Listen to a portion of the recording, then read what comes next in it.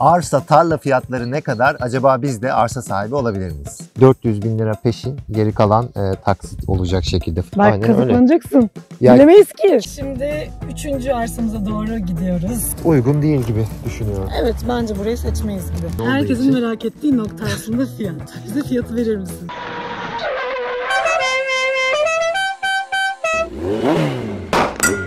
Arsa, tarla fiyatları ne kadar? Acaba biz de arsa sahibi olabilir miyiz? Direkt konuya daldım ama herkes bunu merak ediyor biliyorum. Biz de bunun peşine düştük arkadaşlar. Şu anda karavanımızdayız ve şöyle bir karar aldık. Dedik ki sizler gibi doğrudan arayalım emlakçıları. Tek tek gidelim, arsalara bakalım, dolaşalım. Nerede ne var, hangi özellikleri var gibi sizin yerinize biz dolaşalım. Ve tüm arsa fiyatlarını öğrenelim istedik. Bunun için şu anda Akyaka'ya geldik.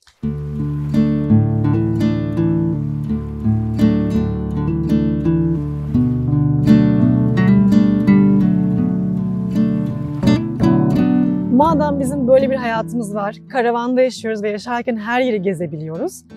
Karavanımızda yaşarken bir yandan da buradan size şöyle fiyat bilgisi verelim istedik.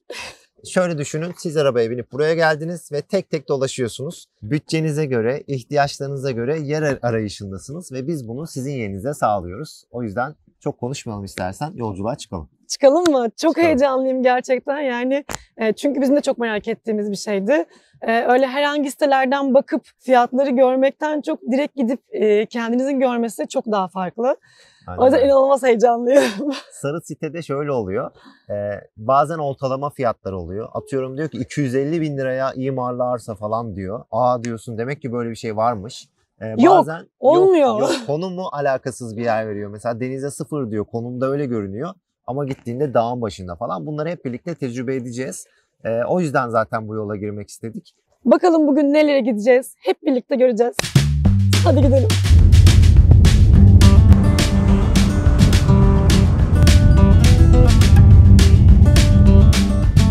İşte yola çıktık. O hareket neydi bilmiyorum. Onu yapmak istedim. Neden ya? O gerçekten çok gereksiz oldu ya. Neyse, biz şu anda arsa arayışımıza teknik olarak başladık. Şu anda hayırlı uğurlu olsun Güllerin Gülü. İlk durağımıza gidiyoruz arkadaşlar. Bu bir kooperatif projesi. Bir oraya bakacağız. Onların fiyatı biraz daha uygun. İşte elektrik, suyu direkt bağlanıyor. Öyle avantajları var diye onlardan başlayalım. Şimdi bir hanımefendinin yanına gidiyoruz. O bizi projeye götürecek. Aslında bizim yerimiz çok uzak değil. Karşıdaki taş duvarları görüyor musunuz? Hı hı, aslında evet. Orası ama şuradan yol yok geçen. Ha, anladım. Tarla olanlar ne kadar dediniz? Tarlanın da dönümü yani 2 milyondan başlıyor. Dönüm yer alsanız 2 milyon vereceksiniz kendi başınıza ki yok bir dönüm yer. Dönümü elektrik su da getiremiyorsunuz. Değil mi? Evet, en az 5 dönüm almanız gerekiyor. 5 dönümde mi gelebiliyor? 5 dönümde evet. 75 metrekarede bağ ev yapılıyor. Bir dönümde gelememesinin sebebi herhalde Tarım Arazileri Koruma Kanunu. Muğla'da şu an ilk arsamızdayız.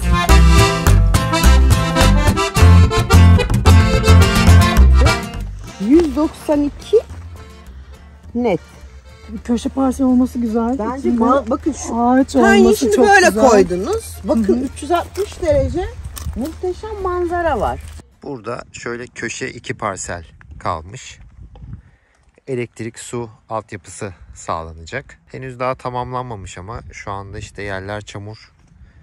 Şu alanın kapanacağını söylediler. O alan tamamlanırsa parsellere ulaşım rahat olacakmış. Şurada istediğiniz gibi yerleştirebiliyormuşsunuz. Yani tiny house'u şuraya ya da bu bölüme koyabiliyorsunuz. Aynı şekilde karavanla gelmek isterseniz karavanı da o şekilde yerleştirebiliyorsunuz. Muğla'da şu an ilk arsamızdayız. Tatlı gözüküyor. Yani her tarafı tamamen orman. Köşe bir parsel. Çok fazla yer satılmış bu arada. Çok fazla alan satılmış. Ya şunu söyleyebilirim. Kooperatif hisselerinde hayal etmesi biraz zor arkadaşlar. Tamamlanmadan önce hayal etmesi biraz zor. Şimdi şu anda bile neredeyse artık sona gelinmiş. Sadece yol yok. Ama yine de insan bir tereddüt ediyor. Böyle etraf çamurlu, arabayla girebilir miyim? En önemlisi insan da komşusunu merak ediyor değil mi? Evet, öyle bir... Kim gelecek acaba diye. Öyle bir durum var. Şu anda burası 699 bin lira civarında bir fiyat verdiler. 400 bin lira peşin, geri kalan taksit olacak şekilde 0 faizli dediler. Şu bölge bir aklımızda. Şu tam köşe parselmiş. Şu an olduğumuz yer. Bahçede 3 tane yetişkin ağaç var. Hatta 4 yetişkin ağaç var.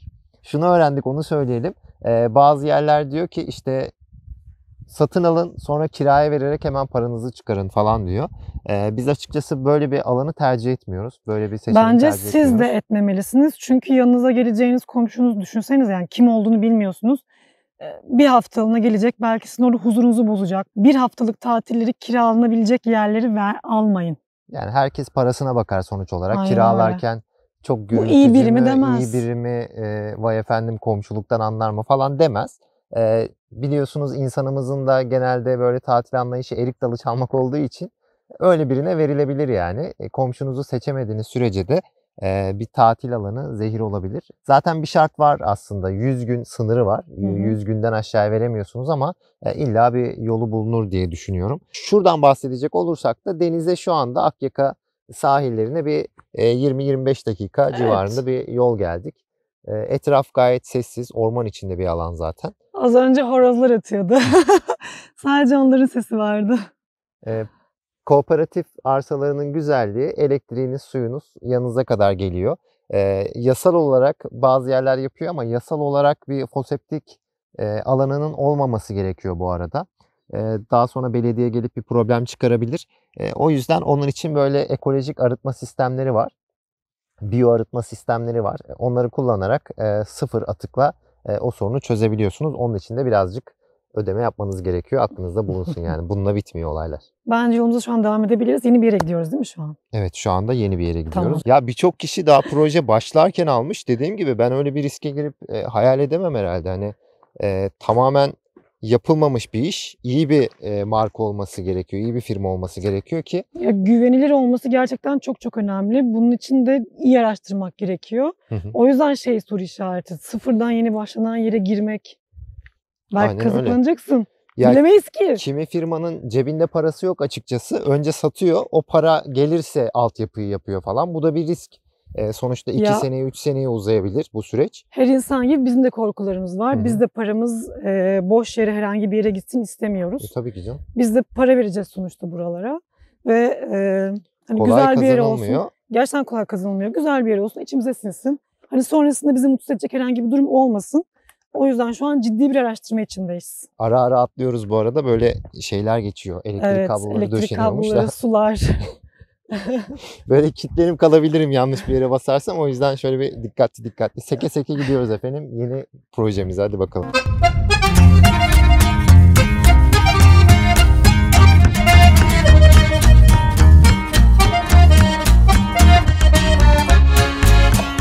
Şu anda ikinci rotamıza doğru ilerliyoruz. Hem de muhteşem yollardan yine. Şu an sol taraf olabilir mi? Bayağı bir tiny house Evet var. evet geldik son Şu an tarafa. sol tarafta.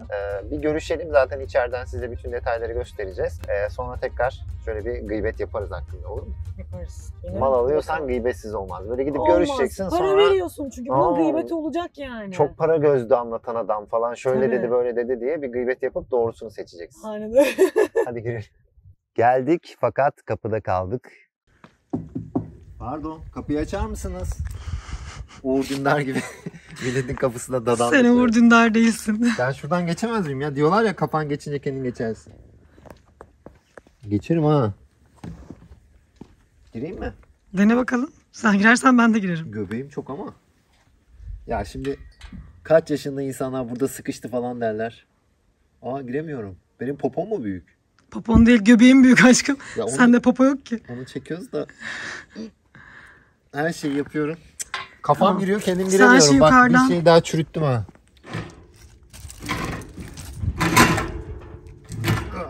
Alkışlarla efendim. Dereden tepeden indik. Evet, gördüğünüz gibi muhtemelen böyle bir 150-200 metrekare gibi bir kullanım alanı oluyor. Çünkü şuraya bakarsanız. Bir tiny house, önünde bir küçük oturulacak alan ve bahçe olarak düzenlenebilir, planlanabilir belki. Şöyle gelip hemen bahçenize giriş yapabiliyorsunuz. Şuraları boş gibi. Bak şu alanlar sanki satılmamış gibi. Aydınlatma var. Gördüğüm kadarıyla elektrik hattı var. Ve su var. Bir karavan var. Köşeye almış. Karavan için ideal. Zaten küçük bir alan. Ama tabii buraların bahçe düzeni vesaire hala bir temizlik yapılmamış. Bak orası kendi alanını yapmış. Hatta limon ağacı mı şu? Portakal ağacı mı? Bunlar kumkuat mı? Benziyor. Çok güzel. Ama zemin gerçekten ciddi batıyor. Adım atınca dibe batıyorsun değil mi? Kesinlikle bakımının yapılması lazım.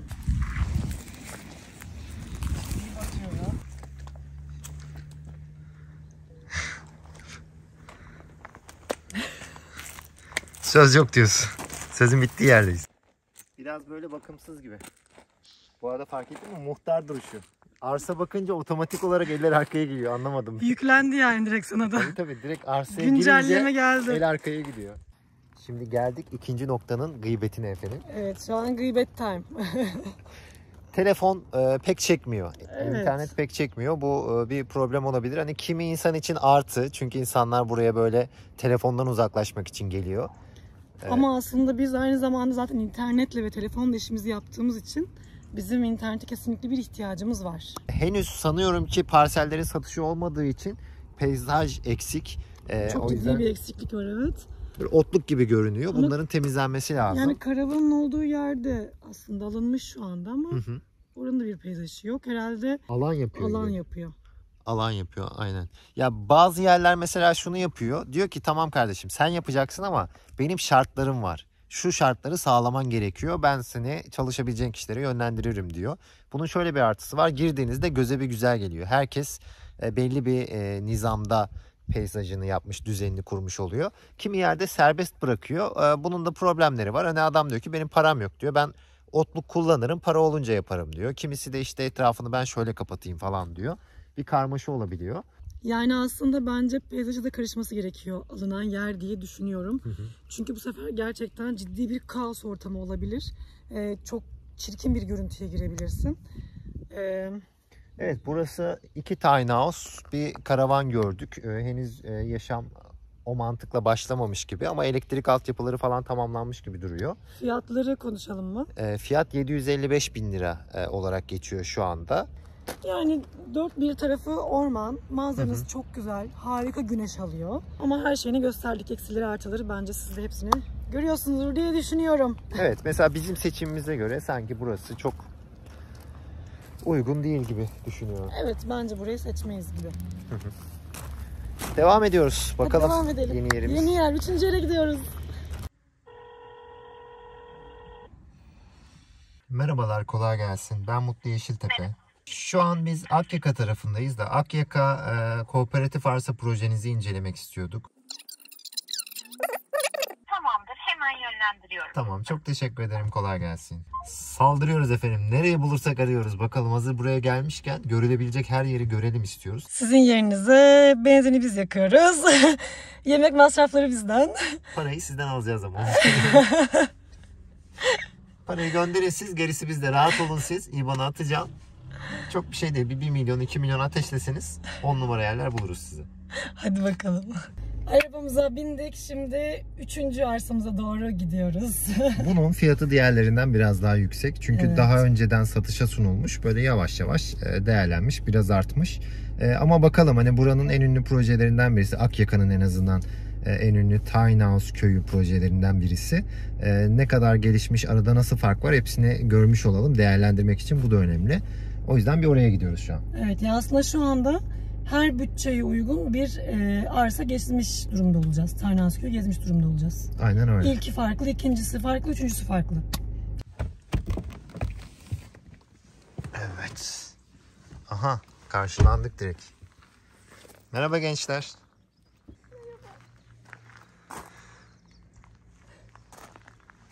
Ya çok tatlılar. Şöyle bir düzeni var. Şöyle genel olarak gösterelim. Tamamen bitmiş gördüğünüz gibi. Yürüme yolları açık. Artık burada bir oturum var. Evet, burada bir yaşam var artık. Şimdi bize buradan şeyleri gönderdiler. Hangi parsellerin boş olduğu. Yaklaşık bir 10 parsel falan boş. Geri kalanı satılmış. Bize mesela 9 numara boş dediler ve size uygun olabileceğini düşünüyoruz dediler. Biz biraz çünkü izole bir alan arıyoruz. Çok karmaşanın içinde olmak istemiyoruz. O yüzden 9 numaraya bakacağız şimdi. Numaraları yazıyor mu acaba? Yazıyordur ya. Önce internete bakıyorum nasıl çekiyor diye. 4.5G şu anda yok gibi, sallanıyor. İnternet çekme konusunda biraz zayıf. Işıklandırmalar yerden. Burada gördüğün gibi tepede bir ışıklandırma yok. Şimdi Tiny House köylerinde şöyle bir mantık da var. İnsanlar alıyor ama 7/24 orada yaşamıyorlar. Genellikle sezonluk alıyorlar. Kimisi de yatırımlık alıyor. Yani bir köye giriyorsunuz, bir alan komple boş. Genellikle köyün %10'u. Evet, %10'u Tamamen kullanımda oturuyor. oluyor genellikle. Bir de sezonda işte bir eş dost gelince ufak bir kalabalık oluyor. Onun haricinde çok kullanımda olmuyor. Büyük bir alan görseniz bile bunun tamamı kullanımda olmuyor. Genelde böyle ortak sosyalleşme alanı yapıyorlar böyle yerlere. Çocuk parkı yok burada. Çocuk parkı yapılıyor kimi yere. Mesela Yani biz bence tercih etmiyoruz. Ama aynen öyle. Yani birinin çocuğu bile olsa, bizim şu an çocuğumuz yok ama yani çocuk bile olsa bence böyle alanlara çocuk parkı yapılmamalı. Çünkü herkes sakinliğe, sessizliğe, huzura geliyor. toprakta oynasın diyorsun. Çocuk parkında Hayır, şehirde de çocuk oynar tabii ki yani. toprakta oynasın yani. Plastiğin üstünde şehirde de kayar ama burada toprağın içinde oynasınlar. Boğuşsunlar bir şey yapacaklarsa. Hazır görmüşken bir üründen bahsedeyim. Daha önce söylemiştim. Normalde Tiny House köylerinde foseptik yasak. Belediye gelip bir işlem yapabiliyor. Bunun için biyoatık tankları geliştirilmiş. İçerisine yosun koyuyorsunuz ve evin bütün giderini o arıtıyor. Daha sonra bunu damlama sistemiyle işte bahçeyi sularken kullanabiliyorsunuz. İşte bunu duşa bağlayabiliyorsunuz. Çamaşır makinesi, bulaşık makinesi, tuvaletlere bağlayabiliyorsunuz. Bu bahsettiğimiz tank işte şu gördüğünüz tank. Şöyle bir şeyi Tiny House'un altına yerleştirip bütün bağlantıları buna yapıyorsunuz. Bunu da ara ara işte yosunla destekliyorsunuz gibi bir sistemi var. Sonra buradan çıkış verip bunu da damlama sistemine yerleştirebiliyorsunuz. Bahçelerin damlama sistemine. Çok mu bağırdım? Aşkım sen konuşuyorsun ya, ağaçlardan yankı yapıyor. Çok özür dilerim size. Bence bağırdığım biraz için, daha kusura bakmayın. sessiz konuşabilirsin. Tamam, doğa içinde. İstanbul'dan geldim ya, henüz o sakinliği alamadım herhalde. Böyle bir şey var. Ne diyeceğimi unuttum. Bağırmayınca konuşamıyormuşum ben, onu fark ettim. Evet, bu yasal arkadaşlar, buna yasal değil diyemiyorlar. Ama foseptik çukuru açtıysanız maalesef bu yasal değil. Ya foseptik çukuruyla ilgili şunu söyleyeyim. Bana şu da mantıksız geliyor. Mesela foseptik çukuru açıyorlar. Bütün kimyasallar o çukura gidiyor. Sonra onun 5 metre ilerisinde işte organik tarımımı yapıyorum diye bir şeyler ekiyorsunuz oraya. Bu bir problem. Yani organik tarım yapmıyorsunuz da o kimyasalla birleşen bir tarım yapıyorsunuz. Evet. O yüzden bu şart bana güzel geliyor. Bilmiyorum, kullanışlıysa eğer. Yani anlatıldığına göre gerçekten güzel bir sistem. Kullanmışlardır falan şimdi. Ya sen korkuttun. Kapalı zaten, daha bağlamamışlar. Yani söylenene göre, bunu söyledin mi? Bu içindeki suyla isterseniz bahçenizi falan sulayabiliyorsunuz deniyor. Yaklaşık yarım saat onu söyledim ama beni dinlemediği için umarım siz dinliyorsunuzdur şu anda. 5 kere falan söyledim, damlama sistemiyle dedim bahçede kullanabilirsiniz ama. Bir şey değil mi? Dinlemedim, insanın etrafa kendi karısı bakıyordum. kendini dinlemiyorsa ben daha ne konuşayım ya. Gidiyorum. Etraf güzel, etrafı izliyorum. Muhtar oldum, gidiyorum. Bu noktayı da tamamladık. Hemen size sonuçları söylüyoruz hazırsanız. İnternet ortalama çekiyor değil mi? Evet, 4 doğru normalden konumu 2 çekiyor. Doğru konumu yakalarsanız internet erişimi mevcut. Mesela şu an bulunduğumuz yerden internet çekiyor. Böyle bahçede biraz dolaşırsanız doğru internet bağlantısına ulaşabilirsiniz. Telefon konuşmasında bir sıkıntı yaşanmıyor zaten. Onun haricinde oturmuş bir sistem olduğu için gerçekten güzel bir yer. Şimdi Allah Evet, için. gerçekten güzel. Girip dolaştığında bir insanın içine açıyor. Elit duruyor. Bir de yaşayan böyle birkaç aile var. Çok tatlı gözüküyor gerçekten. Yani ortam çok içimize sindi. Fiyatlara gelecek olursak. Fiyatlar sende. Tamam. Önce birkaç öğrendiğim detay var, onu söyleyeyim. Şimdi burası da konuştuğumuz gibi çok böyle kiralamaya sıcak bakmıyor ama bu diyor şeyde belirlenecek bir şey. Genel kurulda belirlenecek bir şey diyor. Bu önümüzdeki ay bir genel kurul toplantısı yapılacakmış. Orada karar alınacakmış. Muhtemelen burada kalanlar da kiralamaya çok sıcak bakmayacak insanlar. O yüzden böyle canınızı sıkacak insanlar taşımaz diye düşünüyoruz bu alana. Foseptik'e burası da izin vermiyor. Yasal çerçevelerde çözümler sunuyor. Sonuç olarak fiyata gelirsek erken başlamış bir proje olduğu Herkesin için. merak ettiği nokta aslında fiyat. Bize fiyatı verir misin? Fiyat çok. Çok fiyat çok. 1.350.000 lira şu anda. Kısa bir kampanya fiyatı bu da. Evet, yani bunu izlerken belki de bu kampanya bitmiş olacak. Tabii bitince ne olacağını söyleyeyim. 1.750.000 liraya çıkacağı söyleniyor. Bu fiyatın böyle yüksek olması aslında oturduğu için değil mi? Yani Evet, şu an oturduğu için. oturmuş bir şey var. Değer kazanmış Köy var. bir yer yani. Şirket artık sunmuş. Oturanlar var. Yapacaklarını yapmış. O yüzden değeri biraz artmış. Onun haricinde pek söylenecek bir şey yok açıkçası. Bugün gezeceğimiz 3 tane yerimiz vardı ve 3'ünü de bitirdik. Bizi tebrik ediyorum. Köy ağası olmak çok zor iş. Ben bunu öğrendim. Gerçekten toprak sahibi olmak zormuş. Yoruldum. Günde yavaş yavaş batıyor. Şimdi karavanımıza dönüyoruz. Bugün 3 yerle alakalı detaylı bilgiye ulaştık. Her şeyi öğrendik, detaylarını öğrendik ama arsa arayışımız devam edecek efendim. Bizi takip etmeyi unutmayın. Evet. Kesinlikle. Bu süreçte gerçekten Muğla tarafında arsa almak isteyenler için bütün alternatifleri inceliyor. Hepsini detayıyla anlatıyor olacağız. Aslında bizim de böyle bir içeriği izlemeye ihtiyacımız vardı. Keşke birileri gitseydi, baksaydı da biz de onlardan izleseydik. Hadi bakalım karavanımıza gidelim. Biraz huzura ihtiyacım var gerçekten. Evet, ben de çok yoruldum. Birazcık keyif yapalım. Yeni bölümlerde görüşmek üzere. Takip edip beğenmeyi unutmayın efendim. Bu araba su yakmıyor. Ona göre ilerliyoruz çünkü. Hadi kardeşim.